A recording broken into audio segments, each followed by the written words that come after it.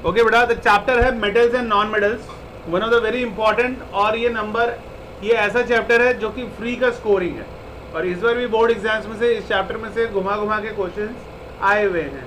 ठीक है, तो अगर आपको लॉजिक पता है कि क्या हुआ, क्या कैसे हुआ, तो फिर बिल्कुल भी डरने की ज़रूरत नहीं है बेटा। ठीक है, तो इसमें देखो सबसे पहले पता होना चाहिए हमारे पीरियोडिक टेबल में टोटल 118 एलिमेंट्स है, जिसमें से 90 मेटल्स है। 90 मेटल्स है, एमसीक्यूज में हेल्प करेगा या एसर्शन और रीजनिंग में हेल्प करेगा। तो 90 मेटल्स है बेटा, 22 नॉन मेटल्स है और कुछ मेटलॉइड्स है। तो इसके बारे में जानने से पहले ये समझ लो कि पीरियोडिक टेबल, जो कि इस साल मेरे ख्याल से पूरा चैप्टर हटा दिया गया है तुम्हारा, तो पता नहीं क्यों हटाया, तो ऐसा पीरियोडिक टेबल होता था जो केमिस्ट्री में पढ़ते थे बेटा, 5th चैप्टर आई थिंक, हटा दिया गया। ठीक है, तो इस साइड वाले जितना भी होता था बेटा, याद रखो यहाँ पे जितना भी होता था ना इस साइड में, यहाँ पे एस ब्लॉक वाले एलिमेंट होते हैं। ओके, यहाँ पे पी ब्लॉक वाले एलिमेंट होते हैं, और इस पोर्शन में जो होता था बेटा वो डी ब्लॉक वाले एलिमेंट होते थे, डी ब्लॉक एलिमेंट, और बीच में से 2 निकाल के रख लिए गए थे बाहर, लैंथेनाइड और एक्टेनाइड का, उसको एफ ब्लॉक एलिमेंट्स कहा जाता था। ठीक है, तो अगर हम पीरियोडिक टेबल में ऐसे अगर कोई बात करे, चाहे ये हटा दिया गया है, फिर भी मैं इसलिए इंफॉर्मेशन दे रहा हूँ सो दैट 11th में जाकर तुम्हें प्रॉब्लम ना हो, तो नॉलेज होना चाहिए।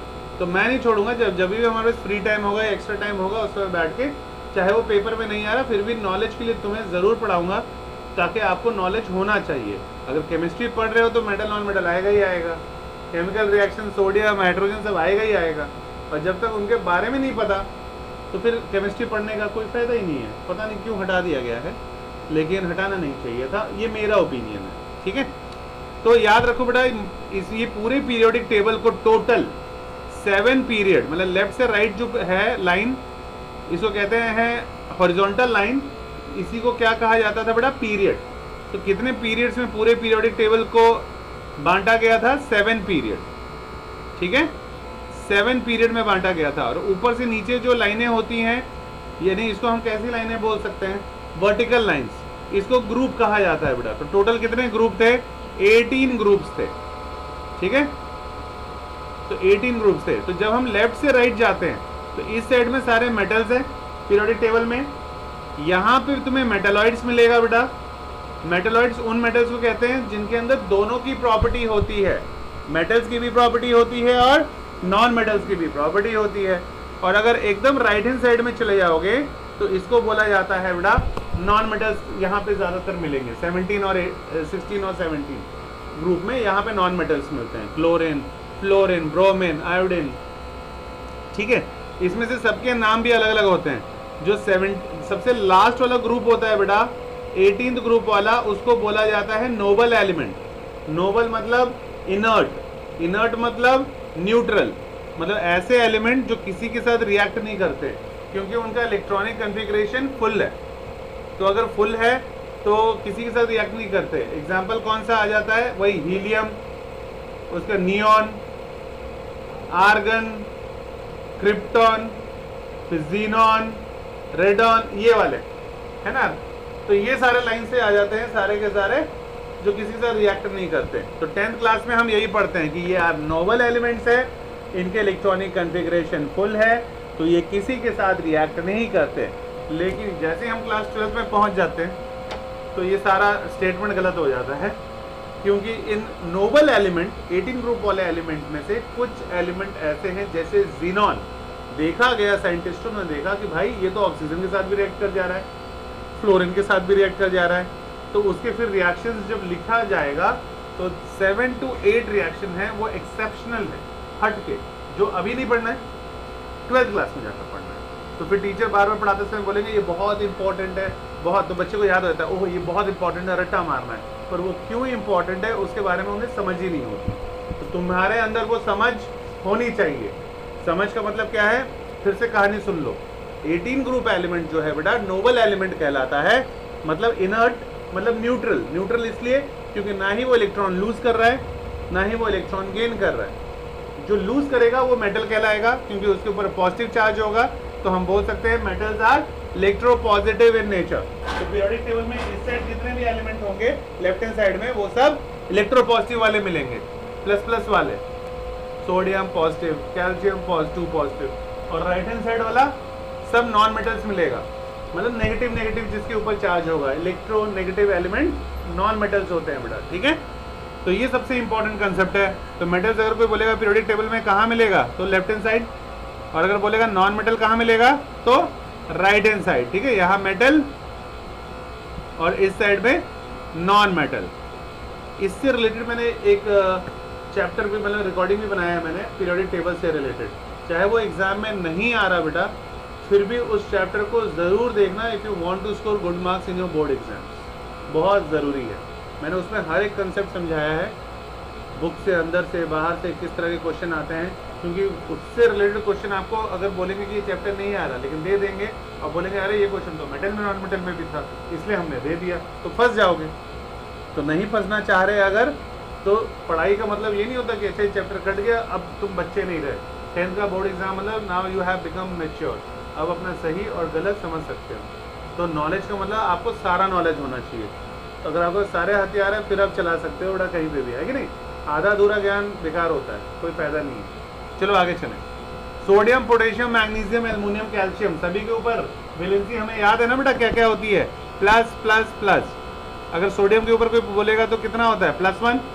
सोडियम के, पोटेशियम के ऊपर +1, मैग्नीशियम के ऊपर +2, एल्युमिनियम के ऊपर +3, कैल्शियम के ऊपर +2, आयरन के ऊपर दोनों +2 भी हो सकता है और +3 भी हो सकता है, बैरियम के ऊपर +2। ये सब मेटल्स है। और जो नॉन मेटल्स है उसकी भी लिस्ट देख लो एक बार। Oxygen, hydrogen, nitrogen, sulphur, phosphorus, fluorine, chlorine, bromine, iodine, ये सब के ऊपर जो वैलेंसी मिलेंगी ज़्यादातर -1, -2, -3 इस तरह के मिलेंगे। तो ये सब क्या चीज़ हो जाएगा तुम्हारा, नॉन मेटल्स, ठीक है। अब डिफरेंस की बात करते हैं बेटा। डिफरेंस क्या होता है मेटल एंड नॉन मेटल में। तो पहले तो बचपन की बातें, 5 चीज़ें तो जिंदगी में कभी मत भूलो। Metals are good conductor of heat and electricity. Non metal के बारे में मैं तुम्हें नहीं बताने वाला, उसका ऑपोजिट, वाइस वर्सा, ठीक है। अगर मैं बोल रहा हूँ कि मेटल जो है good conductor of heat and electricity है, तो नॉन मेटल क्या होगा, bad conductor of heat as well as electricity. अगर मैं बोल रहा हूँ बेटा metals are lustrous in nature, तो नॉन मेटल क्या हो जाएगा, नॉन लक्शरस। अब लक्शरस का मतलब पता होना चाहिए बेटा, चमक। तो क्वेश्चन ऐसे तो नहीं बोलेंगे कि डिफरेंस लिखो, right the difference between metal and non metal, आता था बचपन में। अब क्या देंगे, बोलेंगे कि जो ज्वेलरी बनती है बेटा वो गोल्ड की ही क्यों बनती है, सिल्वर की ही क्यों बनती है। तो अगर तुम लिखोगे बिकॉज ये बहुत शाइनी होता है, ये होता है, कॉस्टली होता है, वैल्यूएबल होता है, तो 0 मार्क्स। तुम्हें उसकी प्रॉपर्टी पकड़नी है। तो इसलिए मैंने बोला 5 प्रॉपर्टी कभी मत भूलो। लक्शरस मतलब अगर इससे रिलेटेड क्वेश्चन आ गया तो because metals are lustrous in nature, इतना लिखोगे तो मिल जाएगा, राम कहानी लिखने की जरूरत नहीं है। अगर मैं बोलता हूँ मंदिर का जो घंटा होता है वो इस बेल का बना होता है, मतलब इस मेटल का बना होता है, क्यों, तो ये नहीं लिखोगे क्योंकि बहुत सस्ता मिल जाता है, लोग दान कर देते हैं, फिर से 0। साइंस के अकॉर्डिंगली आंसर देना है तुम्हें, वो नेचर प्रॉपर्टी पकड़नी है। Because metals are sonorous in nature, तो मेटल की साउंड, हर मेटल एक डिफरेंट काइंड का साउंड क्रिएट करता है, इसी प्रॉपर्टी को बोलते हैं सोनोरिटी, ठीक है। तो हम बोल सकते हैं metals are sonorous in nature. Sonorous मतलब क्या है बेटा, कि हर मेटल एक अलग तरह का साउंड क्रिएट करता है। अगर मैं बोल रहा हूँ कि metals are ductile in nature, ductile मतलब जानते हो क्या होता है, कि हर मेटल को आप पीट के, गर्म करके, पीट के उसकी लंबी वायर निकाल सकते हो। तो वायर निकालने वाली प्रॉपर्टी को क्या बोलते हैं, डक्टिलिटी। तो मैं 2 लैंग्वेज में जवाब दे सकता हूँ। मैं बोल सकता हूँ कि metals are ductile in nature, और मैं ये भी बोल सकता हूँ कि metals are known for its lustrous property. दोनों का मतलब सेम है ना। The only thing is that कि हम इंग्लिश कैसे हैंडल करते हैं। नेक्स्ट प्रॉपर्टी बेटा, metals are malleable in nature. Malleable क्या होता है, कि हर मेटल को, every metal could be beaten into लंबा थिन शीट। पीट के हम हर मेटल की शीट बना सकते हैं, और इस प्रॉपर्टी को बोला जाता है मैलेबिलिटी। तो मैं बोल सकता हूँ metals are malleable in nature, तो नॉन मेटल वाला क्या लिख सकता हूँ, non metals are non malleable in nature. ठीक है, कौन कौन सी प्रॉपर्टी के बारे में बात कर ली बेटा हमने, डक्टाइल, मेलेबिलिटी, डक्टिलिटी। अच्छा अब हम बात करते हैं जो इस बार बोर्ड एग्जाम्स में आया था, मेल्टिंग एंड बॉइलिंग पॉइंट के बारे में। तो मेटल्स की बेटा बॉइलिंग और मेल्टिंग पॉइंट दोनों ही हाई होता है और नॉन मेटल की लो। अब ये सारी बातें हमने किया। अगर डेंसिटी के बारे में बात करूंगा तो भी सेम, मेटल्स की डेंसिटी हाई, नॉन मेटल्स की कम। अब कोई अगर पूछ दे टीचर कि भाई डेंसिटी होता क्या है बताओ, तो डेंसिटी होता है बेटा रेशियो किसका किसका, मास अपॉन वॉल्यूम। तो मास अपॉन वॉल्यूम क्या कहलाता है, डेंसिटी। ये तो बात की मैंने वो जो नॉर्मल हम सबको पहले से ही पता होना चाहिए क्योंकि 8th क्लास में कर चुके हैं। अब हम वो बात करेंगे। और एक राज की बात और है, 8th क्लास में जो है बेटा इस मेटल नॉन मेटल सिलेबस ही हटा दिया, तो अब उनको जाके दिक्कत होगी जाके 10th क्लास में। ठीक है, पता नहीं क्या कर रहे हैं। अब हम बात करेंगे बेटा एक्सेप्शनल जो आपको पता होना चाहिए, जो आपको आ जाता है केस स्टडी बेस के लिए, बहुत ही इंपॉर्टेंट है। अभी मैंने बात की थी बेटा कि मेटल्स का melting and boiling point high होता है, लेकिन कुछ ऐसे भी मेटल्स है बेटा जो बहुत ही हल्के होते हैं, उनका मेल्टिंग एंड बॉइलिंग पॉइंट बहुत ही कम होता है। मैं बता दूंगा, आपको याद रखना है। वो दो एलिमेंट कौन से हैं बेटा, सीजियम और गैलियम। तो सीजियम और गैलियम इज द एग्जाम्पल जो आपको याद रखना है। उसके बाद मैंने बोला बेटा तुम्हें कि मेटल जो है they are very hard in nature, है ना, हार्ड है। पर दुनिया का सबसे हार्डेस्ट चीज जो है वो मेटल नहीं है, वो डायमंड है, जो कि एक नॉन मेटल है। तो अगर क्वेश्चन में देते हैं कि वो नॉन मेटल का नाम बताओ जो बहुत ही हार्ड होता है, ये मेल्टिंग और बॉइलिंग पॉइंट जिसकी बहुत ज़्यादा होती है, तो वो एग्जाम्पल क्या दोगे, डायमंड। हीरा ही हीरे को काटता है, हीरा को और कोई नहीं काट सकता इस दुनिया में, सिर्फ उससे तगड़ा जिसका रिफ्रैक्टिव इंडेक्स ज़्यादा हो वो हीरे से ही उस हीरे को काटा जा सकता है, कम रिफ्रैक्टिव इंडेक्स वाले हीरे को। जब और कहाँ यूज़ होता है बड़ा डायमंड, सर्जन जब सर्जरी करते हैं, तो सर्जरी करते हैं तो क्या यूज़ करते होंगे, चाकू जिसे नाइफ कहते हैं। वो नाइफ के आगे जो है ब्लेड नहीं लगा रहता, कहीं कहीं सस्ता यूज़ करते हैं तो यूज़ कर भी लेते हैं, जो कि गलत है। लेकिन जो अच्छे प्रोफेशनल और होते हैं वो बेटा सिर्फ डायमंड वाली नाइफ ही यूज़ करते हैं। हल्का सा पता भी नहीं लगेगा कैसे गुजर गया और कट जाता है स्किन आराम से। और वो क्योंकि नॉन मेटल है तो इन्फेक्शन नहीं होगा बॉडी में, इसलिए यूज़ किया जाता है। अगर तुम देख रहे हो तुम्हारे किसी रिलेटिव का सर्जन यूज़ कर रहा है ब्लेड ब्लूड कोई दूसरा, तो तुम केस कर सकते हो, ठीक है, अगर इन्फेक्शन हो गया तो। चलो आगे चलते हैं। अभी मैंने बोला बेटा मेटल्स जो हैं वो सारे सॉलिड होते हैं, पर कुछ मेटल ऐसे भी हैं बेटा जो लिक्विड होता है। उसका एग्जाम्पल तुम्हें ये बचपन से पढ़ते आ रहे हो, याद रखना है, mercury. Mercury is the only गीला गीला मेटल, मतलब लिक्विड मेटल। कहाँ यूज़ किया जाता है, थर्मामीटर बनाने में यूज़ किया जाता है। और क्या होता है उसकी प्रॉपर्टी बेटा, वो भी याद रखना है, तो रट्टा नहीं मारना है कि मरकरी जो है it is poisonous in nature. पहली चीज़ आपको मरकरी के बारे में ये पता होना चाहिए, मरकरी को हिंदी में पारा कहा जाता है। दूसरा, थर्मामीटर में क्यों यूज़ किया जाता है, क्योंकि बेटा वो स्टिक नहीं करता, मतलब चिपकता नहीं है ग्लास के साथ, इसीलिए। और नेक्स्ट रीज़न क्या है, मरकरी का स्पेसिफिक हीट बहुत कम होता है। स्पेसिफिक हीट कम होने का क्या मतलब है कि हमारी बॉडी में हल्का सा टेम्परेचर वो एब्जॉर्ब करता है और तुरंत फैलना शुरू कर देता है, ठीक है। तो स्पेसिफिक हीट कम होता है मरकरी का। दूसरा, ग्लास के साथ चिपकता नहीं है। And third, poisonous in nature. ये मरकरी की कहानी थी जो तुम्हें याद रहनी चाहिए, नॉलेज के लिए। पूछेगा कोई नहीं, फिर भी पता होना चाहिए। उसके बाद अगर मैंने बोला था non metals are bad conductor of electricity, पर ऐसा कोई ज़रूरी नहीं है। हमारे पास है लेड या ग्रेफाइट, नाम से सुना होगा तुमने, पेंसिल की नोक, उससे करंट पास हो जाता है, जबकि वो है क्या, नॉन मेटल है ना, फिर भी हो जाता है। उसके मेटल्स बेटा they are very reactive in nature. तो वही बचपन वाला क्वेश्चन कि सोडियम को कैरोसिन में क्यों रखा जाता है, ताकि वो ऑक्सीजन के साथ रिएक्ट कर जाएगा तो लेयर बन जाएगा, रिएक्ट कर जाएगा, because it is a very reactive metal. तो इसलिए उसको कहाँ स्टोर करके रखा जाता है, कैरोसिन में। उसके बाद कोई पूछे, मैंने बोला metals are very hard in nature, लेकिन बेटा ऐसे भी मेटल है प्रेजेंट जो कि पनीर की तरह सॉफ्ट होते हैं और तुम चाकू से भी उसको आराम से काट सकते हो, और उसका एग्जाम्पल है सोडियम एंड पोटेशियम। ठीक है, और थोड़े बड़े हो जाओगे तो गैलियम। अभी सिर्फ सोडियम एंड पोटेशियम याद रखो। ठीक है, अब ये बड़ा इंपॉर्टेंट है बेटा, मेटल्स जो है वो कैसे ऑक्साइड बनाता है, बेसिक ऑक्साइड, जबकि नॉन मेटल्स कैसे ऑक्साइड्स बनाता है, एसिडिक ऑक्साइड्स। तो बेसिक ऑक्साइड मैग्नीशियम जो है वो मैग्नीशियम ऑक्साइड जो कि बेसिक होगा, और नॉन मेटल्स जैसे सल्फर ऑक्सीजन के साथ रिएक्ट करके sulphur dioxide and carbon dioxide, ये दोनों के दोनों कैसे होंगे, एसिडिक। एसिडिक है, अब पता लगाना है एसिडिक है या बेसिक है, तो क्या करोगे, लिटमस पेपर लेके पहुंच जाना, पता लगा लोगे ना बेसिक है कि एसिडिक है आराम से। अगर बेस्ट कंडक्टर ऑफ इलेक्ट्रिसिटी कोई पूछे तो क्या बोलोगे, सिल्वर, एंड सेकंड नंबर पे कॉपर।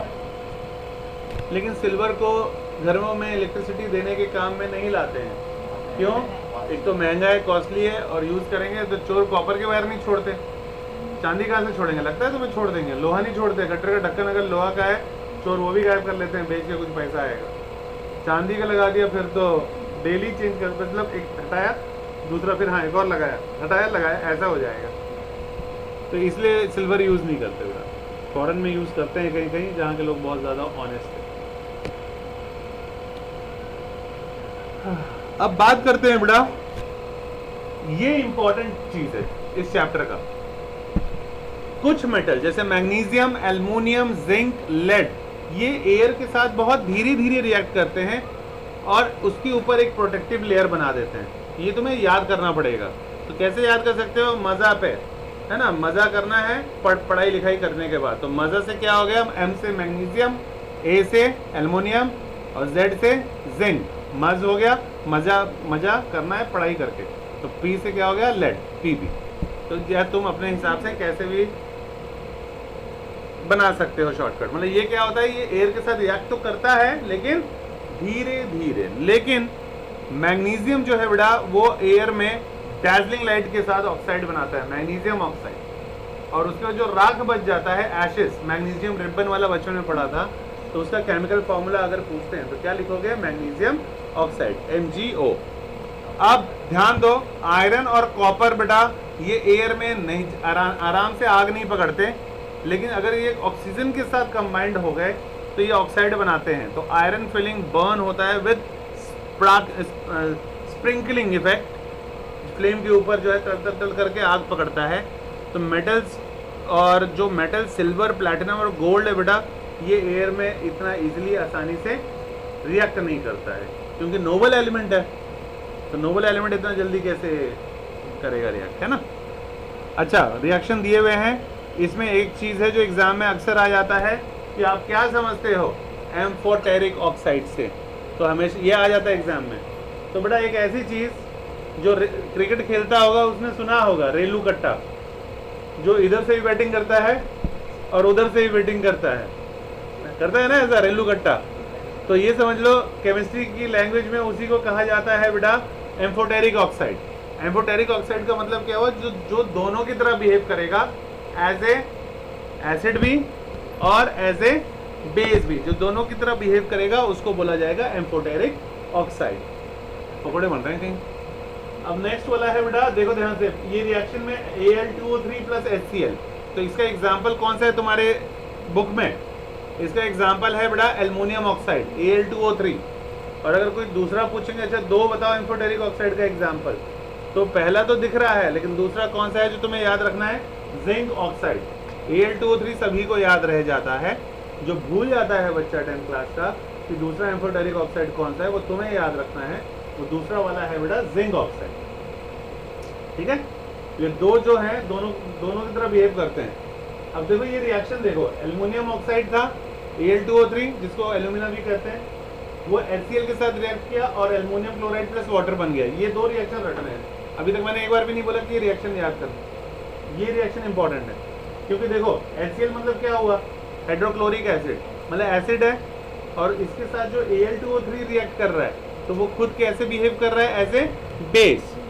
लेकिन दूसरे वाले में ध्यान से देखो, इस बार Al2O3 किसके साथ जाके रिएक्ट कर रहा है, NaOH। इस केस में NaOH बेस था, लेकिन वो खुद किसकी तरह बिहेव करेगा, Al2O3। एसिड की तरह। तो ऊपर वाले रिएक्शन में एज ए बेस बिहेव कर रहा है, एक्टिंग कर रहा है, और नीचे एज ए एसिड बिहेव कर रहा है। ठीक है, बाकी प्रोडक्ट जो बने तो वो तो याद करना ही पड़ेगा। इसलिए बोलते हैं कि हमारा Al2O3 क्या है, एम्फोटेरिक ऑक्साइड है। अब इसके बाद ये बहुत इंपॉर्टेंट है, घुमा फिरा के ये वाला कॉलम समझ गए तो तुम केस स्टडी बेस्ड क्वेश्चन कर लोगे। ये बहुत इंपॉर्टेंट है, ठीक है, इस पे कोई ध्यान नहीं देता, लेकिन ये ध्यान देने लायक चीज है। घुमा फिरा के क्वेश्चन। बेटा मेटल्स जो है वो रिएक्ट करते हैं, या तो ठंडे पानी के साथ रिएक्ट कर जाएगा, या ठंडे पानी के साथ रिएक्ट नहीं करेगा, थोड़ा गर्म पानी के साथ रिएक्ट करेगा, या फिर कुछ मेटल ऐसा भी होगा जो गर्म पानी के साथ भी रिएक्ट नहीं करेगा, स्टीम के साथ रिएक्ट करेगा। मतलब उसको लेटेंट हीट ज़्यादा चाहिए होगा तभी रिएक्ट करेगा। वो कौन कौन से एलिमेंट होते हैं या मेटल होते हैं वो तुम्हें याद करना पड़ता है। देख लो ध्यान से, अगर कोई बोले मेटल जो ठंडे पानी के साथ रिएक्ट कर जाता है, मतलब डालो और रिएक्ट कर जाएगा, वो कौन कौन सा है? Sodium, potassium, calcium. ठीक है, तो इसके लिए हम लोग कैसे याद करते थे भाई, नाक है, नाक में ठंडा पानी जाएगा तो ठंडा लग जाएगा, तो N से हो गया सोडियम, C से हो गया कैल्शियम, K से हो गया पोटेशियम। ठीक है, उसके बाद ठंडा पानी के साथ कौन कौन सा रिएक्ट होता है? Sodium, potassium, calcium. लेकिन अगर थोड़ा सा गर्म पानी डाल देंगे तो मग से डालना पड़ेगा हल्का सा गर्म पानी, नहीं तो मेरा हाथ जल जाएगा। और अगर मग से डाल रहे हो बेटा तो वहाँ से क्या याद कर सकते हो? Mg, मग से मैग्नीशियम। हल्का गर्म पानी है तो हाथ नहीं लगाऊंगा मैं, मग इस्तेमाल करूंगा मैग्नीशियम। तो मैग्नीशियम को रिएक्ट कराना है तो हल्का गर्म पानी, और हल्का गर्म पानी भी डालोगे तब भी रिएक्टेंट कौन नहीं करता? Iron, aluminium, zinc. इसको साथ अगर मैं चाह रहा हूँ कि मेरा वाटर रिएक्ट करे, मेटल रिएक्ट करे, तो मुझे स्टीम वाला, यानी इसको स्टीम वाला जो पानी होता है वो रिएक्ट कराना पड़ेगा। इसको ज़्यादा गर्मी चाहिए होती है रिएक्ट करने के लिए। तो वो कौन कौन से हैं? आयरन है, एल्युमिनियम है और जिंक है। ठीक है, मेरा दोस्त है जफ़र, तो मैं बोलता था अरे यार ये तो रॉक सॉलिड है ना, ऐसे मानेगा ही नहीं है। तो जफ़र से मैं Z से याद कर लेता था जिंक, A आ गया तो एल्युमिनियम, F से आ गया तो आयरन। ठीक है, तो जफ़र ज़िद्दी है।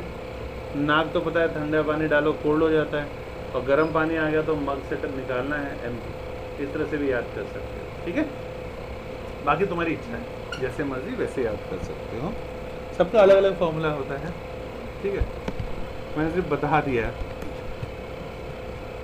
अच्छा बेटा, उसके बाद सोडियम वाटर के साथ रिएक्ट करेगा तो सोडियम हाइड्रोक्साइड तो निकलता है, साथ में पूछ लेंगे कौन सा गैस निकलता है? Hydrogen gas. फिर पूछ लेंगे इस हाइड्रोजन गैस का कैसे पता लगाओगे?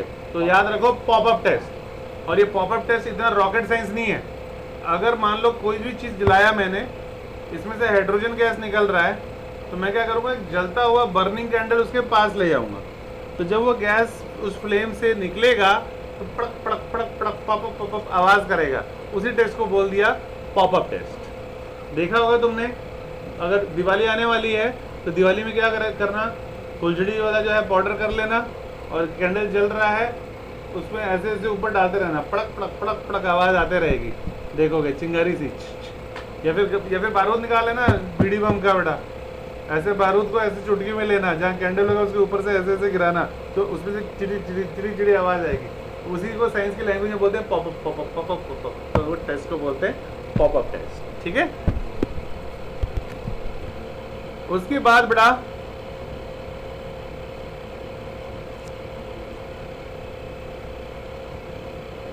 हाइड्रोजन गैस पता लगा लोगे ना बेटा?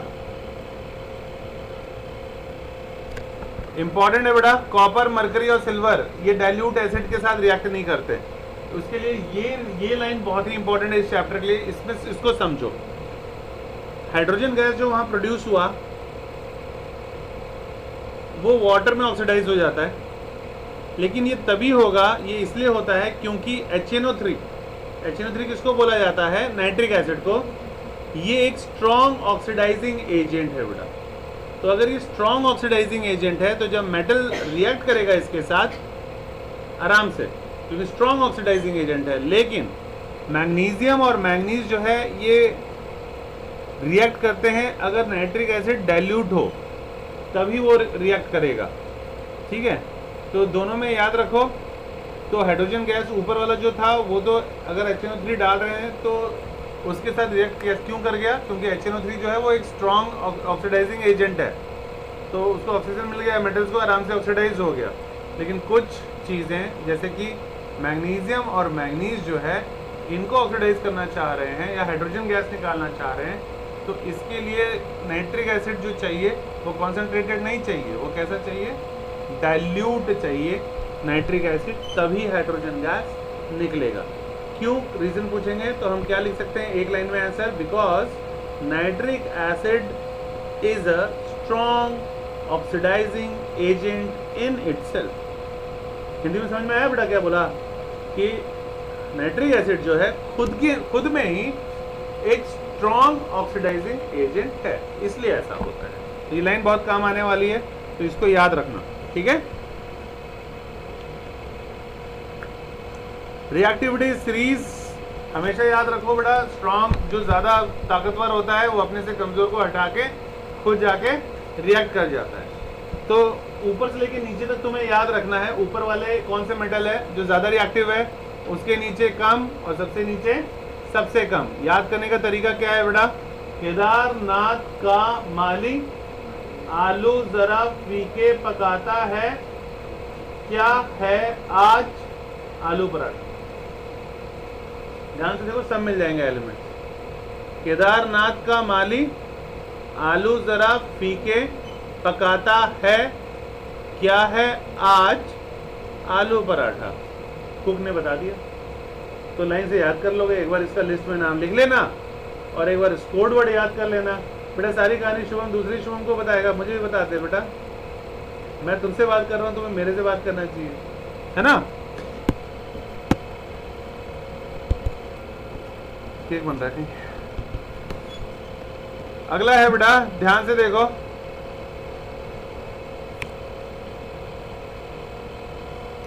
नेक्स्ट टॉपिक है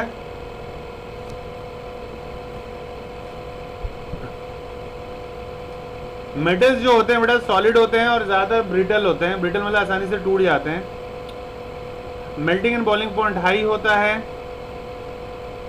और काफ़ी ज़्यादा एनर्जी चाहिए होता है अगर आयनिक बॉन्ड को तोड़ना है मेटल्स के बीच में। अब अगला टॉपिक है जो 3 साल से सिलेबस से हटाया हुआ है, आई थिंक 3 या 4 साल से, हम फिर उसके बारे में बात करने जा रहे हैं। कोई भी मेटल हमें जो एक्सट्रैक्ट करते हैं बेटा अर्थ से, वो वैसे ही नहीं पड़ा होता। मतलब अगर मुझे आयरन चाहिए तो वहाँ नहीं पड़ा 4 किलो आयरन में गया और उठा लिया, वो किसी न किसी चीज़ में मिला होगा और मिनरल्स के फॉर्म में होगा, उसके ओर्स में होगा, उसमें से हमें निकालना पड़ता है। जैसे अगर कोई मेरे को बोलेगा अच्छा आपको आयरन चाहिए तो इसके मिनरल्स बताओ कौन कौन से होते हैं, ओर्स बताओ, तो मैं क्या बोलूँगा उसको, भाई मैं आयरन निकाल सकता हूँ हीमेटाइट से, मैग्नेटाइट से, मतलब Fe2O3 से, Fe3O4 से। कोई मुझे बोलेगा अच्छा जिंक निकालना है तो किससे निकालोगे, मैं बोल दूंगा भाई मुझे जिंक ब्लेंडे चाहिए। जिंक ब्लेंडे मतलब क्या हो गया, जिंक सल्फाइड। कोई बोलेगा अच्छा आपको लेड निकालना है तो आपको क्या चाहिए, तो लेड यानी पीबी चाहिए मुझे, PbS से निकालूंगा मैं। PbS को नॉर्मली तो हम क्या बोलते हैं बेटा, लेड सल्फाइड, लेकिन उसी का नेम क्या है, सिनेबार। तो अगर मुझे लेड निकालना है तो किससे निकालना पड़ेगा, सिनेबार। तो सिनेबार किसको बोलते हैं, तुम्हें याद रखना पड़ेगा, PbS को बोलते हैं सिनेबार। अगर कोई बोलेगा अच्छा मुझे एल्युमिनियम चाहिए, एल्युमिनियम किससे निकालोगे, मैं बोलूँगा भाई एल्युमिनियम मैं एल्यूमिना से निकाल लूँगा। एल्यूमिना मतलब क्या होता है, Al2O3, एल्युमिनियम ऑक्साइड, ठीक है। उसी तरह और भी बहुत सारी चीज़ें होती है, फेल्डस्पार, ये वो, पर जो मैंने तुम्हें नाम लिए हैं बुक में खोलोगे तो सब मिल जाएगा A to Z। अब सवाल ये पैदा होता है बेटा, गैंग क्या होता है, कॉमर्शियली वैल्यूलेस, मतलब कोई मटेरियल सॉलिड सैंड नहीं होता, वेस्ट समझ लो गैंग, ठीक है। ये जिसमें ओर पाया जाता है उसे बोला जाता है गैंग, मतलब ये सब चीज़ जिसमें पड़ा होता है आयरन वायरन, सब हेमाटाइट मैग्नेटाइट जिस कचड़े में, उसको क्या बोला जाता है, गैंग। और कुछ मेथड होते हैं, इस मेथड का नाम है बेटा, एक है फ्रोथ फ्लोटेशन या मैग्नेटिक सेपरेशन। और इसमें अगर कोई पूछेगा अच्छा मैग्नेटिक सेपरेशन मेथड से आप कौन सा मेटल को अलग कर सकते हो, कॉमन सेंस, आयरन। चुंबक है, मैग्नेट है तो चिपक जाएगा, अलग हो गया बेल्ट से, दूसरा चीज नहीं चिपकेगा। तो अगर आयरन वाला इम्प्योरिटी को हटाना है तो कौन सा हम मेथड यूज करेंगे? Magnetic separation method. अगर सल्फर कंटेंट है किसी के अंदर, तो सल्फर को अगर हटाना चाह रहा हूं मैं, तो सल्फर किससे हटाएंगे बेटा? फ्रोथ फ्लोटेशन प्रोसेस से। इसके बारे में डीप में 12th क्लास में पढ़ोगे, 11th में भी नहीं पढ़ोगे। मैं बताता हूँ क्या होता है। जैसे मैंने बोला, जैसे लेड है, लेड में मैंने बोला पीबीएस है ना, पीबीएस बोला था, जिंक ब्लेंडे। तो जिंक ब्लेंडे जो है कुछ भी है जिसमें एस चिपका हुआ है, तो जब उसको पानी से गीला करते हैं बेटा, सल्फर मिला देते हैं, तो सल्फर किसी चीज़ के साथ रिएक्ट करके ऊपर आ जाता है। झाग जो बन गया, क्योंकि वो इतना हल्का होता है कि झाग के साथ ऊपर आ जाता है। तो सल्फर को अलग करना है, झाग को हटा दिया तो सल्फर हट जाता है। तो उसी प्रोसेस को बोलते हैं फ्रोथ फ्लोटेशन प्रोसेस। फ्रोथ मतलब झाग, फ्लोटेशन मतलब बह रहा है, तैर रहा है, प्रोसेस मतलब तो पता ही है सभी को, प्रक्रिया। ठीक है। अच्छा, उसके बाद बेटा एनरिचमेंट ऑफ ओर। उसके बाद ध्यान से देखो, मेटल यहाँ राइट हैंड साइड में दे भी रखा है। सोडियम निकालना है तो किससे निकाल सकते हैं बेटा? Sodium chloride. कैल्शियम निकालना है तो कैल्शियम कार्बोनेट में से कैल्शियम निकाल लेंगे। मैग्नीशियम निकालना है तो मैग्नीशियम कार्बोनेट। उसके बाद जिंक है तो देखो ध्यान से, जिंक सल्फाइड, जिसका नाम मैंने क्या बताया था? Zinc blende. ठीक है। एल्युमिनियम किससे? सॉरी, बॉक्साइड का नाम भूल गया था मैं। बॉक्साइड Al2O3 को ही कहते हैं। एल्यूमिना का ही दूसरा नाम है बॉक्साइड, Al2O3। ठीक है। बॉक्साइड में से क्या निकलता है? एल्युमिनियम। उसके बाद बेटा आयरन किससे निकलता है? दो चीजें बताई थी ना अभी, एक क्या है? मैग्नेटाइट और दूसरा हेमेटाइट। हेमेटाइट मतलब Fe2O3 फेरिक ऑक्साइड, और मैग्नेटाइट मतलब Fe3O4। ठीक है। उसके बाद टिन किससे निकलता है बेटा? टिन निकलता है कैजोराइट से। ठीक है, SnO2। और उसके बाद लेड, गैलेना। वही लेड सल्फाइड को क्या बोला जाता है? गैलेना, कॉमन नेम है। उसके बाद कॉपर किससे निकलता है? CuFeS2 यानी कॉपर पायराइट। कॉपर पायराइट से कॉपर निकलेगा। और एक और है चैल्कोपायराइट, मुझे याद नहीं रहता, मुझे सिर्फ कॉपर पायराइट याद रहता है। और मरकरी किससे निकलता है? खाने वाला बार होता है, सिनेबार, पर खाना नहीं, क्योंकि मरकरी पॉइजनस इन नेचर, तो सिनेबार नहीं खाना है। तो HgS मरकरी सल्फाइड को ही बोला जाता है। इसके अलावा बेटा दो और डिफरेंस आ जाता है, बहुत इजी है, ध्यान से सुनो। एक आता है बेटा कैल्सिनेशन, एक आता है रोस्टिंग। दोनों में डिफरेंस देखो क्या है। अगर किसी भी चीज़ को गर्म करोगे ऑक्सीडाइज करने के लिए इन द प्रेजेंस ऑफ बहुत सारा ऑक्सीजन, उसको बोलते हैं रोस्ट कर रहे हैं, रोस्टिंग बोलते नहीं है। भुट्टे को हम क्या करते हैं? रोस्ट करके खाते हैं, in the presence of oxygen गर्म करते हैं। अगर सफिशिएंट अमाउंट ऑफ ऑक्सीजन मिल रहा है और किसी चीज़ को गर्म कर रहे हो और उस चीज़ का ऑक्सीडेशन हो रहा है, तो हम क्या बोलते हैं? क्या हो गया? रोस्टिंग। और कैल्सिनेशन क्या होता है? किसी चीज़ को गर्म करना in the limited amount of oxygen. अगर कम अमाउंट ऑफ ऑक्सीजन मिल रहा है, उसमें किसी चीज़ को गर्म कर रहे हो और फिर उसका ऑक्सीडेशन हो रहा है, तो उसको क्या बोलते हैं? कैल्सिनेशन। इसके अलावा जिंक वाला रिएक्शन बेटा बहुत ही इंपॉर्टेंट है। ये रिएक्शन पेपर में अक्सर आ जाता है। देखो दो बस रिएक्शन याद रखना है तुम्हें इस चैप्टर से, एक रोस्टिंग का और एक कैल्सिनेशन का। तो दोनों ही केस में कौन इन्वॉल्व है? जिंक। ये रिएक्शन एग्जाम में आ ही जाता है। बुक में तुम्हारे जहाँ चैप्टर खत्म हो रहा होगा राइट हैंड साइड में दोनों ही रिएक्शन मिल जाएंगे, नीले नीले में। ठीक है। वहीं जहाँ एक्सट्रैक्शन के बारे में दिया हुआ है, नीले नीले में से जहाँ खत्म होगा ये टॉपिक, वहीं यहाँ ऊपर, हाँ बिल्कुल। तो ध्यान से देखो, जिंक सल्फाइड ऑक्सीजन के प्रेजेंस में किसमें चेंज हो जाएगा? Zinc oxide plus sulphur dioxide. और जिंक सल्फेट जो है ZnSO3 दिया हुआ है, ZnSO4 होना चाहिए, लेकिन SO3 है, हीट कर रहे हैं in the presence of limited amount of oxygen, तो वो किसमें चेंज हो जाता है? Zinc oxide plus carbon dioxide. ये दो रिएक्शन बस रटने हैं। अगर आ गया इस ये वाला पोर्शन में से, तो ये क्वेश्चन सबसे ज़्यादा इंपॉर्टेंट था। एक कैल्सिनेशन एंड रोस्टिंग सबसे ज़्यादा इंपॉर्टेंट है। एक कि भाई ये इसके मिनरल्स बताओ, इसका मिनरल्स बताओ, इसका मिनरल्स बताओ। टेबल वॉज वेरी इंपॉर्टेंट, और एक्स्ट्रा में कुछ भी नहीं है। बाकी ऊपर वाले में ठंडे पानी के साथ कौन सा रिएक्ट हो रहा है, गर्म पानी के साथ कौन रिएक्ट हो रहा है, स्टीम के साथ कौन सा रिएक्ट हो रहा है, और एक वो HNO3 क्वेश्चन वाला कि भाई HNO3 क्या याद रखना है तुम्हें? It is a self oxidizing agent, strong oxidizing agent, nitric acid. इसलिए उसके लिए हमें फर्दर ऑक्सीजन या ऑक्सीजन देने वाले किसी एलिमेंट की जरूरत नहीं पड़ती है। तो वो घुमा फिरा के कैसे ही पूछ सकते हैं, इंग्लिश समझ में आना चाहिए, है ना, कि वाई, है ना, why the extra element for the oxidation is not required that when the time HNO3 is used.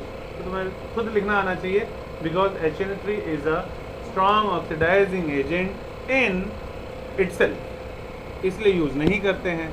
I hope so ये चैप्टर समझ में आ गया होगा, है ना। डिस्प्लेसमेंट रिएक्शन नहीं आएगा, अगर आ भी गया तो पहले वाले चैप्टर से याद रखना है, कोई भी ज़्यादा रिएक्टिव होता है वो कम रिएक्टिव को हटा के खुद रिएक्ट कर देता है। हाँ, ये रिएक्शन भी आ जाता है बेटा कई बार, थर्माइट रिएक्शन। थर्माइट रिएक्शन क्या होता है बेटा, मेटल ऑक्साइड को रिड्यूस कर देते हैं ताकि मेटल बने, और उसके लिए हम कौन सा पाउडर यूज करते हैं, एल्यूमिनियम का। ऊपर एक रिएक्शन दिया हुआ है, ध्यान से देखो, Fe2O3 था, फेरिक ऑक्साइड, इसमें एल्युमिनियम डाल दिया तो किसमें चेंज हो गया, आयरन और Al2O3 में।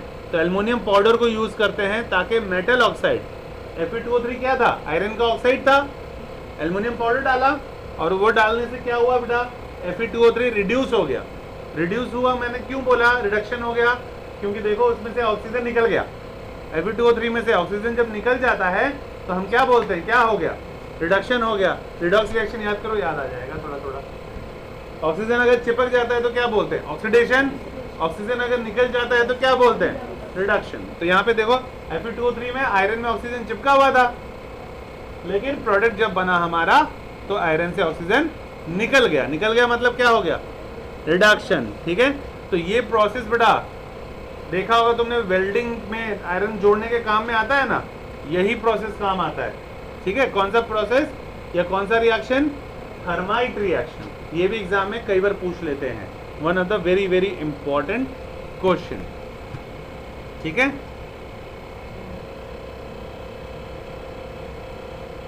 कोरोशन मतलब पता है बेटा, जंग लगना।